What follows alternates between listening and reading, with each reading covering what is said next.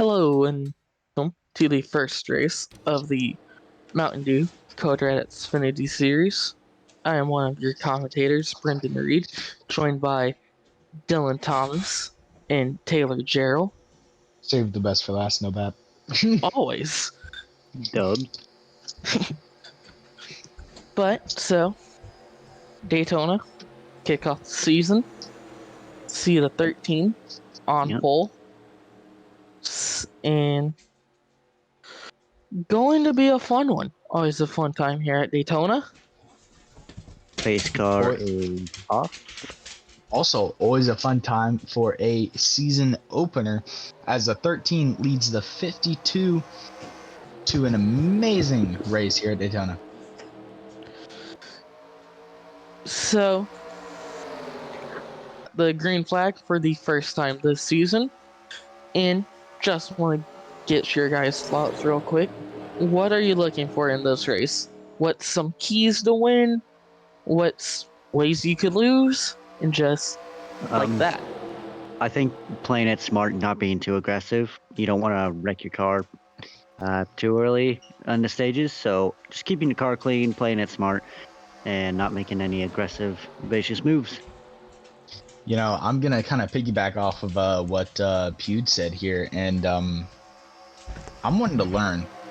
You know, we have a new package here at Daytona. This is the Mountain Dew Voltage Xfinity series. We're here to learn.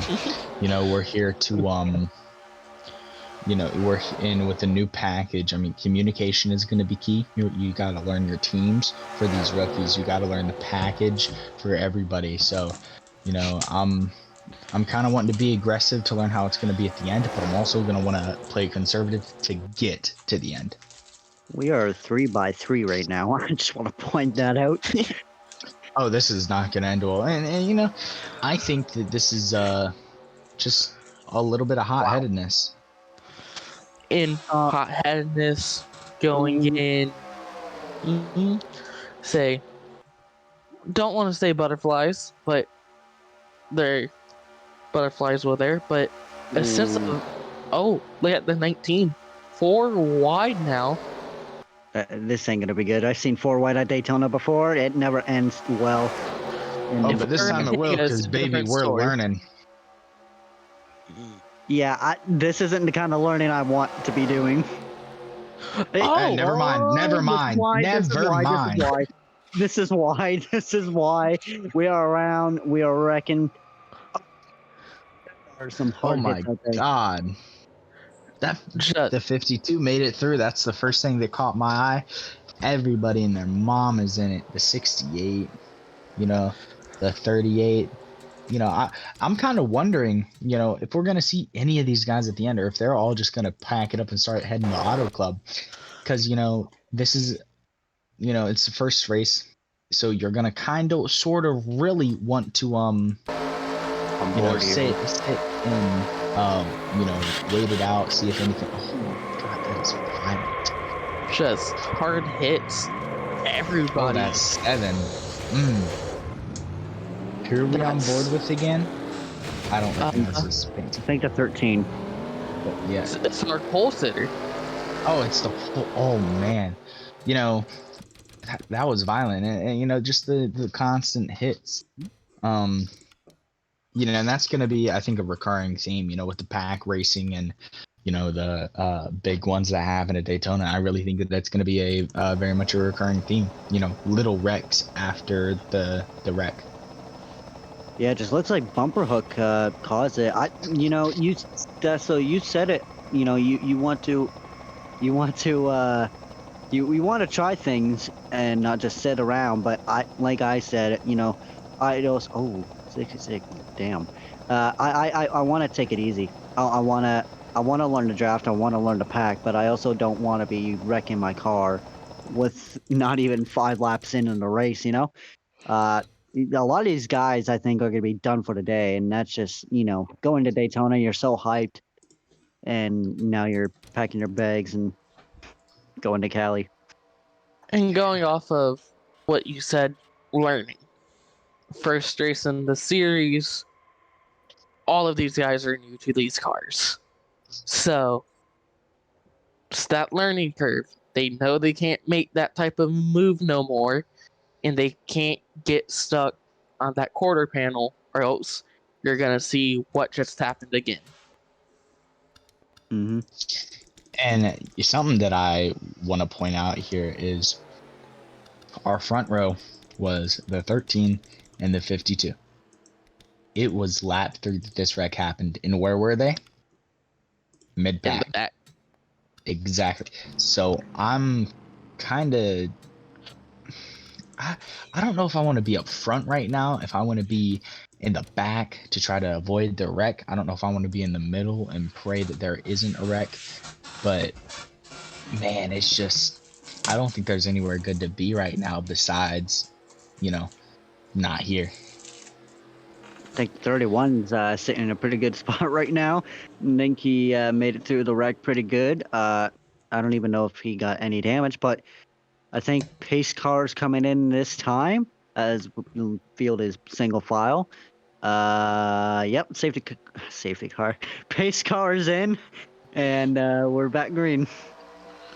If I'm the 31, I'm looking at previous years, and I'm not going to want to get a big jump because big jump, big runs from behind, and he obviously did not look at tape from before. And because, we've seen how, the leader would get swallowed up. First thing that comes to mind is 2017 Ricky Stenhouse.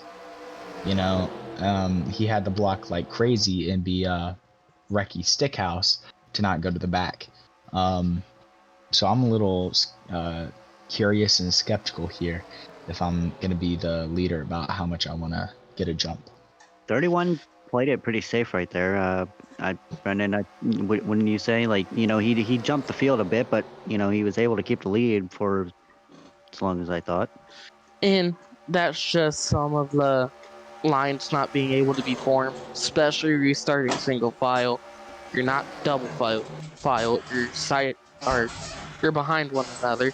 So everybody's gonna spread out, see what works, see what doesn't, and you see it worked for the 31. He was able to maintain the lead as he's about to get passed by the 52. Mm-hmm. Yeah, he played it smart there on the restart. But I mean, and the only reason I said that is from previous experience. This might be our first race commentating, but I've been a fan since I was a wee old lad. So I'm, and every year, Mike Joy, Daryl Waltrip, Rick Allen, Jeff Burton, Steve Letarte, they're always saying, don't get a big jump. And look at the 31. He got a big jump a lap later. He is the second car on the top row. And if I'm going to be honest, I'm never comfortable in the middle and top lanes. When I'm driving with my buddies on a game, I never want to be in the middle and top lane. I want to be on the bottom. That gives me an escape route if something goes wrong. In the middle, you have two cars that are going to hit you, and at least the cars can move. The top, you have a very hard wall, and you have cars that are going to be hitting you very, very fast. So yeah. I kind of want to be on the bottom. That gives me an escape route. That gives me, grass to go into, a huge infield. And if we're in the turn, that gives me an apron to go on, to continue to slow me down. But it also just gives me a little bit of hope if there is a wreck. And going on about what you said about the bottom so far, as we see again, this time it's the 21. That bottom's been the best lane throughout these first 11 laps. So you want to be there on that bottom, but there comes a time and place on when you have to decide, is this the lane for me? Like, say, last lap, you go to the bottom. Well, if it's blocked, shoot up to the top. Maybe get the run there, make the pass for the win. And you can see like this pack right here has just completely pulled away from the other pack. Mind you, the other pack probably has cars with damage in it, and they're not going to be as fast, but these drivers are flying right now, and I wouldn't say they're racing aggressive. It's just I mean, you can see it right there. The 18 just went from the bottom all the way to the top lane. So people are just moving. People are just moving lanes back and forth. So yeah. But back to what you guys were on about, like, I'd say the bottom lane is preferred. It gets you the lead, but the top and the middle is also a good resort if needed. And again, these guys get the lead. Their first instinct is to go right to the top. Don't know if it has something to do with. Oh, the 9. Oh man. I'll save it. That was might need to change your underwear moment right there. Code Brown. Yeah, I would say so. Like, what do you guys expect from like these drivers? Do you expect them right now on lap 13 coming to 14? What do you expect out of these drivers right now? Be more aggressive? Do they need to chill out a bit? Like, as a driver or as a crew chief or just any position, what do you want your driver out there doing right now? If I'm a driver, Keeping it clean. yeah, and I gotta completely agree. If I'm a driver, I'm watching these corner panels. I'm not hitting. We saw the first wreck, the 34 hit 7, and that just killed the field. So I'm watching the corner panels. I'm not even trying to get air on them, And if I'm a crew chief, my driver, he's probably gonna get frustrated, especially if he's mid-pack. He has cars all around him, the constant engine noise, brand new handling model with the new package. I am gonna coach him, hey, you gotta calm down. It's the first race, we're not even halfway. Deep breath. Mm-hmm. But you get these young guys who think, well, we'll say they have an ego. Or like, well, I'm here for a reason, so I'm gonna go prove that. Well, sometimes you proving that gets you in trouble. You saw it earlier with the 34 and the 7. But also, what I want to see from these is, yeah, I want to see passing, but do it without killing the field. Make your clean passes and make sure you're clear. If you're not, don't go up. Simple. Hopefully your spotter helps. You've seen it before. Spotter not tell somebody they're clear and it causes a wreck. So.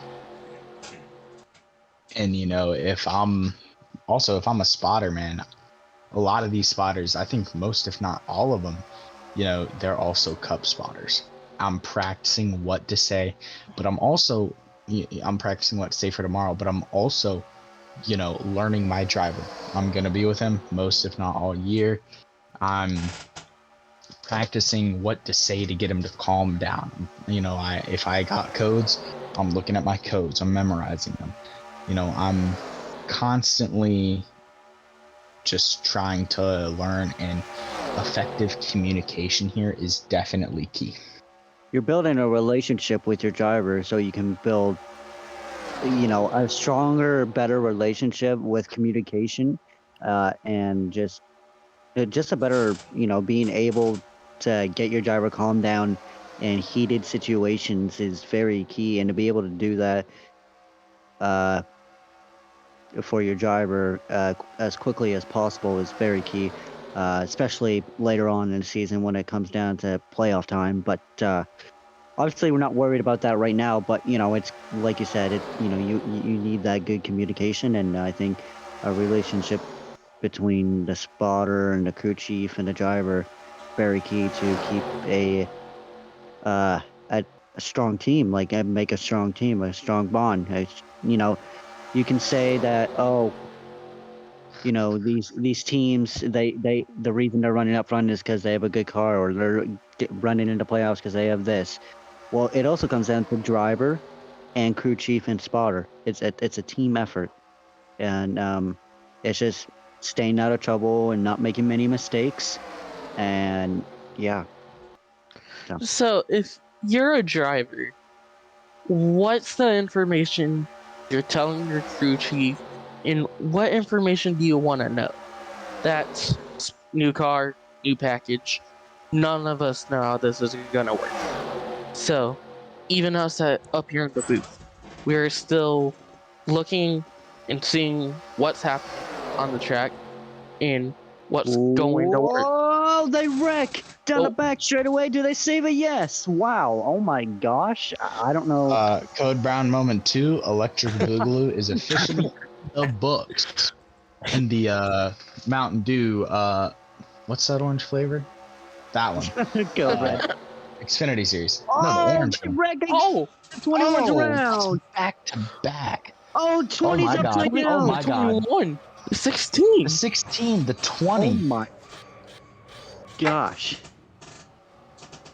Oh man, is that 21 okay? I Need a hope that replay. 21's. I hope the 21 and the 6. I hope everybody's okay, but mostly that 21 and especially the 16. He started flipping at the entrance of pit road and went damn Oh, far. wow. If I'm 21.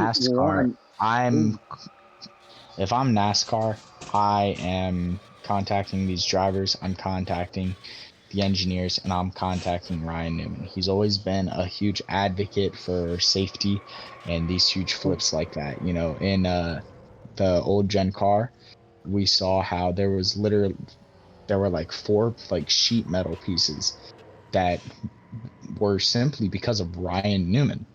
You know, he might not have a lot of neck, but he does have a big head. And I'm talking about brain power, baby. So I'm wanting to fix this. And these side hits, all these flips were from side hits after the wreck. So I'm figuring out how to not have these flips happen afterwards, especially if I'm NASCAR. All right, we're going to be on board here with the 11 coming off of turn 4. What happened? Oh, the 20 hooked the 52 into the 20, into the 21. Oh my.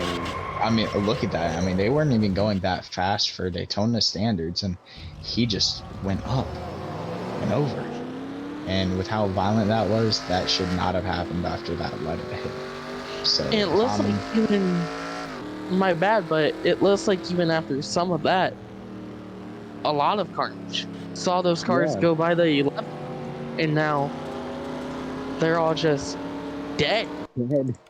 Yeah.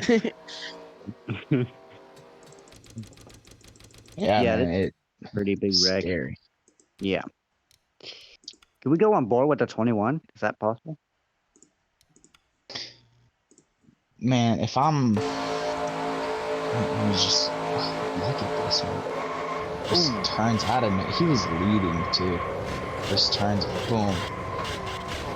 Oh my gosh. No, thank you at all.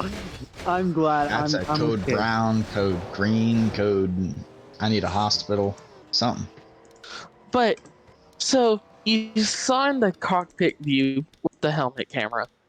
If you saw in the mirror, you just see the 52 come right down into the rear of his car. Can't do much about that. It sucks. He was out front. But that's just how racing works sometimes. It's unfortunate. Unfortunate ain't the word for that. I mean, he was leading. He was making sure that he was just out of it. And man, Lady Luck does not like the 21.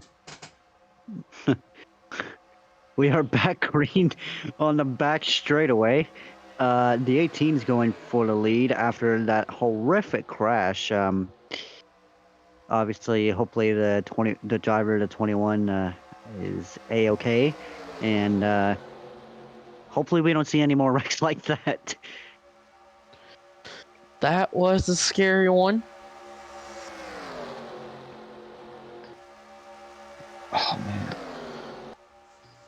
But, so you see, again, the 31, he led the first restart, having a chance to prove it again.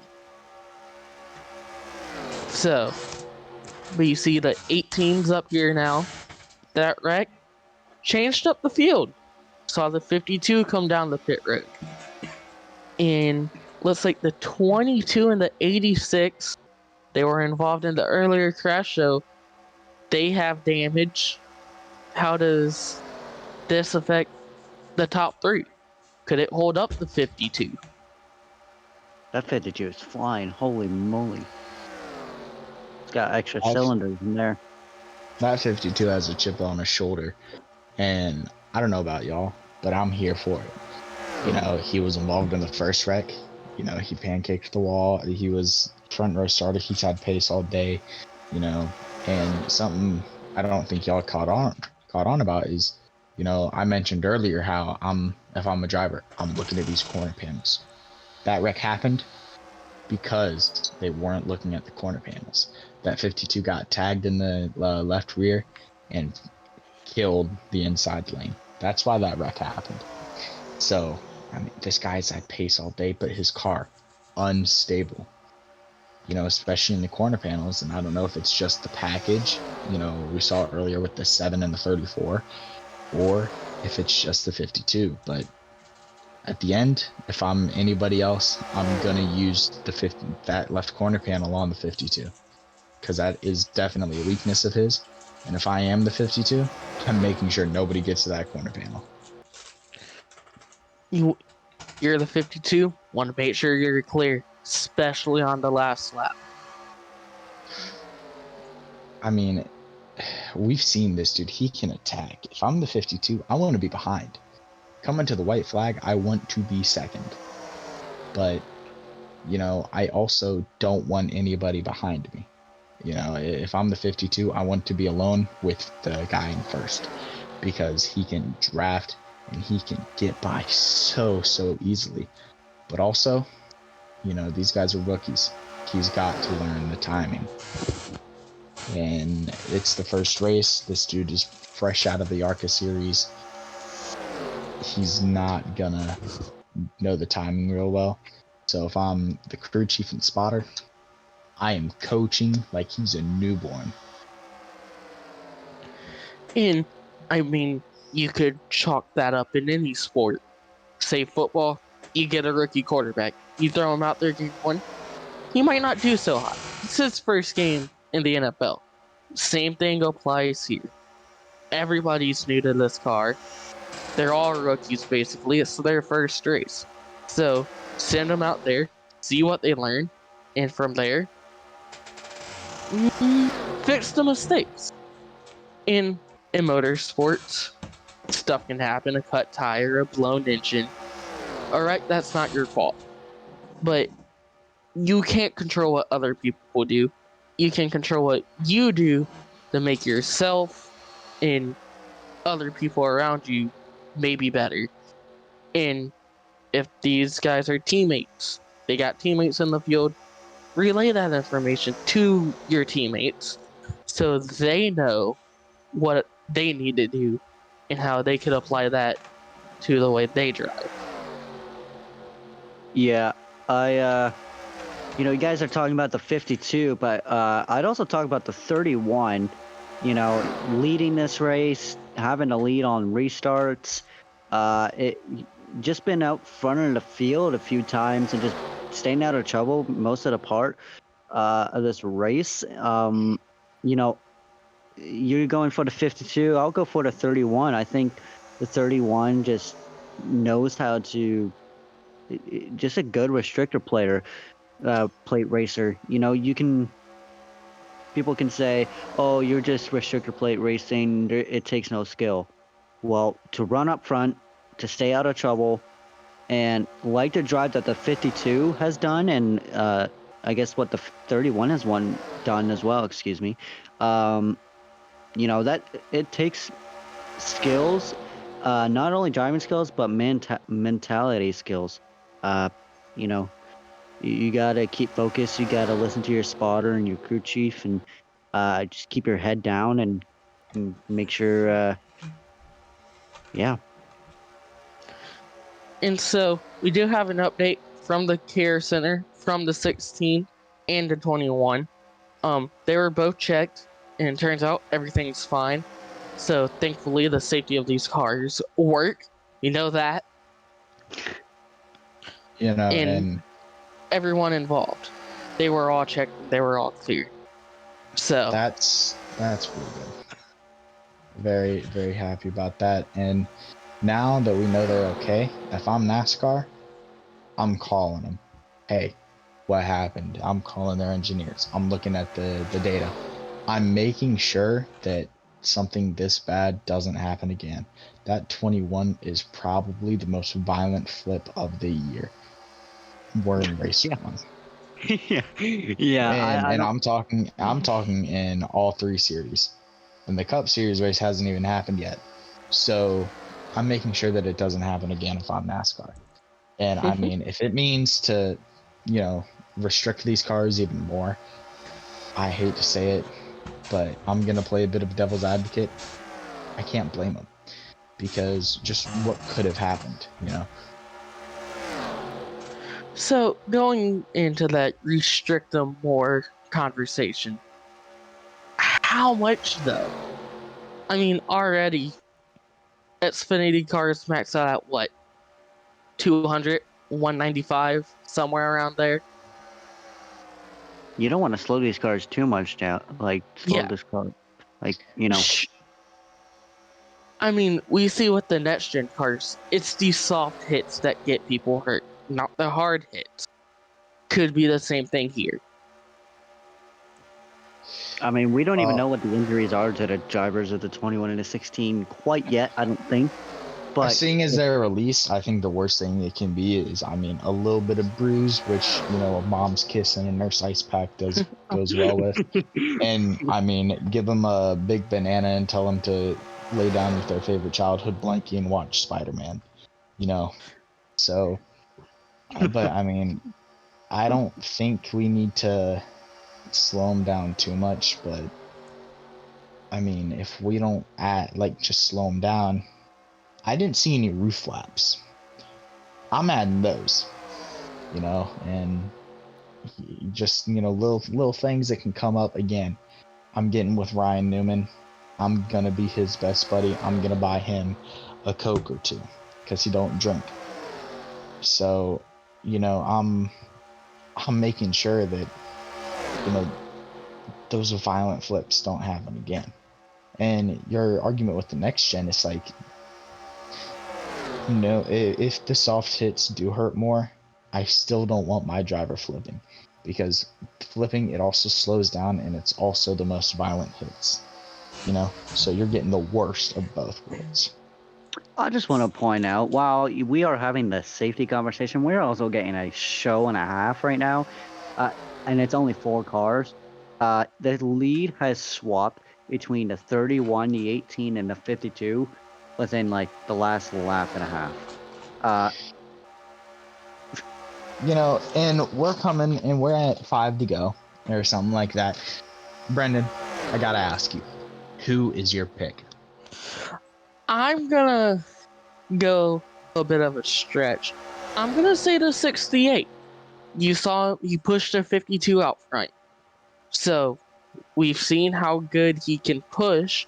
Can he push the 52 or 31 or 18 out front and maybe shove him up the track? Use the bumper, and he could bring home a Daytona trophy. And Dylan, what would you say? I mean, you said the 31 earlier. Have you shifted a bit, or are you gonna stay true at home? Yeah, I'm staying true at home. He's going for the lead right now. He's been the man of the field so far, and yeah, I'm sticking with him. What about And you? dude, I'm going with the 52. That 52 has been involved in every wreck, and he is still there. He's got to have damage. He's just, but he's showing true determination. The rookie, he's learned a lot, and him being up here right now, it ain't luck. It's true, just grit and determination, and I hope he gets out in victory lane. But if he doesn't, we're seeing if I'm him, I'm crying if I don't win this race. Well, I'd But also be if proud. you're, yeah, you know, I mean, either way, yeah, yes, he does need to be proud of today. You know, he's in a small team. He needs to, and he's showing everybody what he's capable of. And I know it's Daytona, and I know it's the first race of the season, but this guy, I mean, He played it smart. he's a rookie. I'm not putting him for the championship, but if he's not top 10 in points, I'm going to say it's going to be a flop of the year. I think he can easily be top 10. If he is really good, easily a top 5. And You don't go ahead. with this being the first race of the season, points really don't matter. But what does matter is getting that win and locking yourself into the playoffs early on. As we head down the backstretch. Sorry, go ahead. But gain that win. Don't have to worry about the rest until you get to those final 10 races of the season. Yeah, You know, but points kind of do matter. If you can get them, get them. By the way, white flag in the air. oh my God, it's the white flag. Here we go. This is where everybody here gets paid for. The 31's leading, the 18 followed by the 52, and then the 68. The 62 Here comes and the the 50. 18. Oh, down at the bottom, they're going to be side by side. Remember, it hurt those two a little bit earlier. Let's see what the 52 can do. Oh. And, you know, you said earlier how the 68 helped the 52 get to the front. Let's hope it can happen again. I'm sorry if I'm talking a little bit fast. Golly. The 18 clears the 31. What can the 52 do now? If I'm the 52, I'm getting aggressive. And if I'm the 68, I'm happy where I am, man. Just chilling, Maybe but a it's bumper. not going to be enough. Maybe a bumper. The 18 will win at Daytona. And the 18 being driven by Gavin York for his own team, York Motorsports. And so the top 5 being Gavin York, Jonathan Powers, the 68, the 31, and the 86. But that is the end of the race. Joined by 2 amazing commentators with Dylan Thomas, Taylor Jarrell. I'm Brendan Reed. This was the Mountain Dew, whatever Mountain Dew flavor Xfinity series Taylor wants to call it. And that was Daytona. Thank you for joining We'll go us. the original flavor now.